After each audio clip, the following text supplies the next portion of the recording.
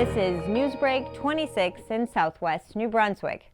I'm Vicki Hogarth. Here's what's happening in our part of the world. Demonstrations in support of Ukraine and against Russia's invasion of the European country have been taking place around the world, including here in New Brunswick. More than 100 people gathered outside the legislature in Fredericton on Saturday evening for a vigil for victory. The event was co-organized by Oksana Tesla from the Ukrainian Society of Fredericton.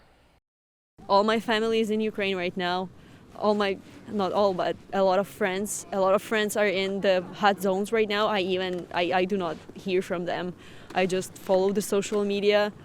I follow the personal social medias, and they do post whatever they see, whatever they can film, so the world can see what's going on.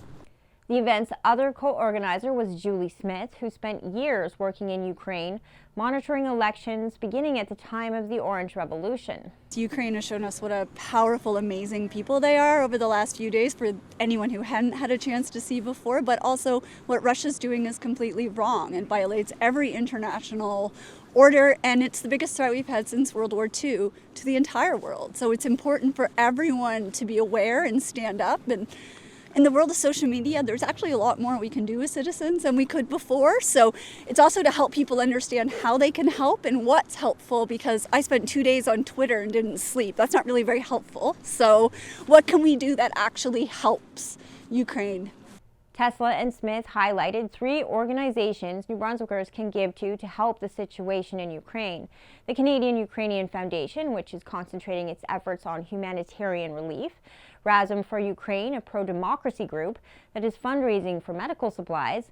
And the Kyiv Independent, an English-language independent media outlet in Kyiv.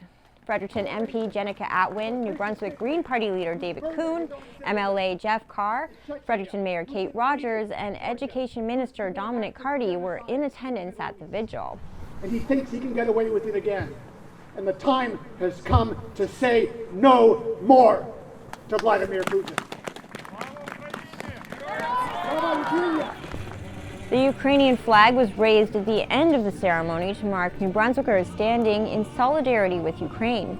Many attendees of the vigil have family back in Ukraine, many of whom they can no longer reach regularly. A young woman named Lumila told CHCO that among her family forced to shelter in place in Ukraine right now is her 5-year-old nephew.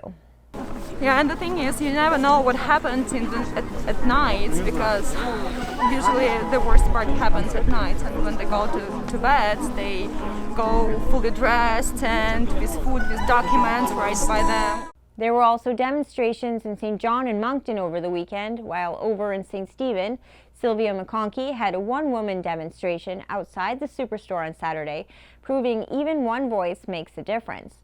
On Monday, CHCO spoke with Kyiv resident Yulia Kabinets, who fled her hometown for western Ukraine, where she spends a large part of her days making Molotov cocktails for Ukraine's resistance.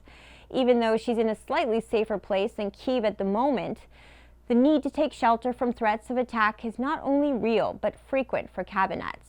And yesterday, for example, here in this little town in Ternopil region, where I wouldn't imagine ever that it, it could be interesting to anyone, but we had to go to shelter 3 or 4 times, I think. Besides donating to organizations providing critical supplies and services to Ukraine, Cabinet says Ukraine needs the rest of the world to continue caring about what's going on in her country.